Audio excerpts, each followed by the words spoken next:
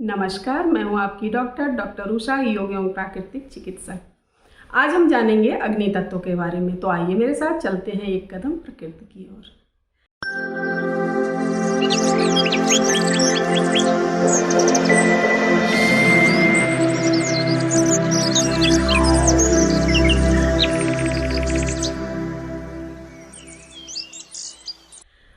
हम सब जानते हैं, मैं भी अपने पहले कई वीडियो में बता चुकी हूँ कि मानव शरीर का निर्माण पंचतत्व से हुआ है। पंचतत्व आकाश, वायु, अग्नि, जल और पृथ्वी।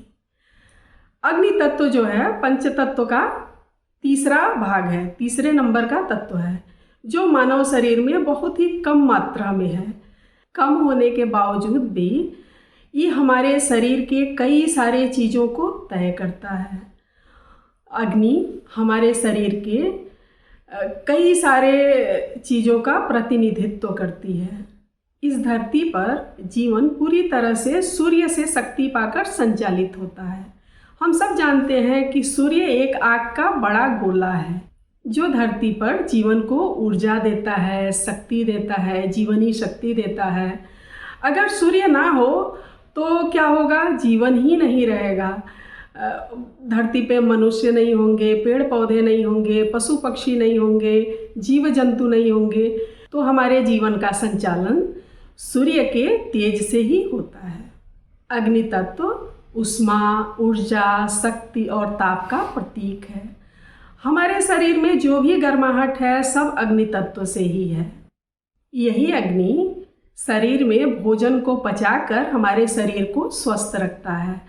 अगर ऊष्मा का ताप ऊपर या नीचे हो जाए तो हमारा शरीर अस्वस्थ हो जाता है। इसीलिए इसका संतुलन बहुत ज़रूरी है।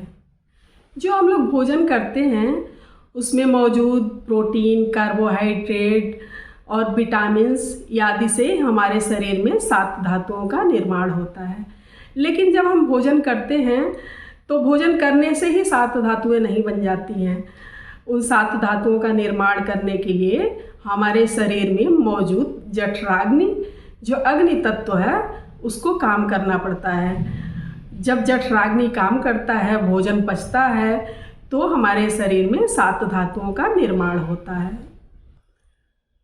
भोजन को शरीर के अनुरूप ढालने की क्रिया अग्नि तत्व द्वारा ही संपन्न होती है। इस पूरी प्रक्रिया को ही पाचन क्रिया कहते हैं। जब पाचन क्रिया संपन्न हो जाता है तो हमारे शरीर में 7 धातुओं का निर्माण होता है। ये 7 धातुएं हैं प्लाज्मा, खून, मांसपेशियाँ, बोन मैरो, वसा, हड्डियाँ और रिप्रोडक्टिव टिश्यूज। शरीर के कांति, बल आदि का मूल कारण शरीर की अग्नि ही है। अग्नि का मतलब है मेटाबॉलिज्म या फायर।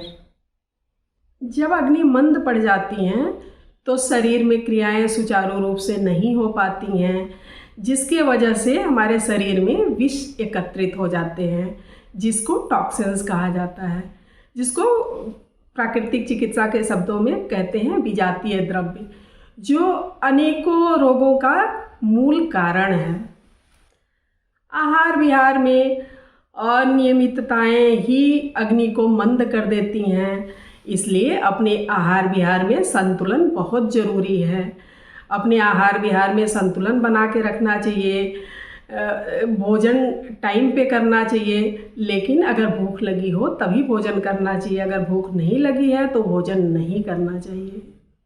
अग्नि को बैलेंस रखना बहुत ज़रूरी है। अग्नि को बैलेंस रखने के लिए सूर्य की किरणों में कम से कम कपड़े पहन के बैठना चाहिए। कम से कम कपड़े पहन के बैठने का मतलब ये है कि कपड़ों को कम करके और सूर्य की किरणों के सामने बैठना चाहिए।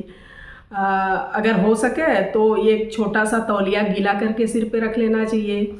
इससे अग्नि बैलेंस रहती है। अगर रोज़ आधा घंटा धूप में बैठा जाए तो हमारे शरीर की अग्नि बैलेंस रहेगी। हम हमेशा देखते हैं कि जिन पेड़ पौधों को सूर्य का प्रकाश मिलता है वो उन पेड़ पौधों का ग्रोथ बहुत अच्छा होता है, वो हमेशा हरे भरे रहते हैं। सूर्य की किरणों में रोग के कीटाणुओं को मारने की अद्भुत क्षमता है। अगर फंगस वाला कोई रोग हो गया हो तो रोग के हिस्से को धूप के प्रकाश में करके रोज आधा घंटा 45 मिनट बैठा जाए तो रोग का शमन हो जाता है, रोग नष्ट हो जाता है। प्राकृतिक चिकित्सा में सूर्य स्नान, स्टीम बाथ, सोना बाथ, कलर थेरेपी आदि दिया जाता है। अग्नि तत्व बैलेंस होने से इंसान फिजिकली फिट होता है, साहसी होता है, बहादुर होता है, उसके चेहरे पे लालिमा होती है, वो फुर्तीला होता है और स्वाभिमानी होता है, उसके चेहरे पे हमेशा चमक रहती है, उसके चेहरे की सुंदरता बनी रहती है। अग्नि तत्व को बैलेंस करने के लिए आसन प्राणायाम करते रहना चाहिए। आसनों में सूर्य नमस्कार मेन है, सूर्य नमस्कार करना चाहिए। सूर्य नमस्कार वैसे भी पूरे आसनों का फुल पैकेज है, उसमें 12 आसन होते हैं। और प्राणायाम, सूर्य तत्व की अगर कमी है शरीर में तो उसको बढ़ाने के लिए सूर्य भेदी प्राणायाम कर सकते हैं, अग्नि मुद्रा कर सकते हैं। तो आज के लिए बस इतना ही, मिलते हैं अगले वीडियो में। तब तक के लिए इस वीडियो को खूब शेयर करिए, लाइक करिए। अगर चैनल को सब्सक्राइब नहीं किया है तो सब्सक्राइब ज़रूर कर लीजिए। मिलते हैं अगले वीडियो में। Thank you so much.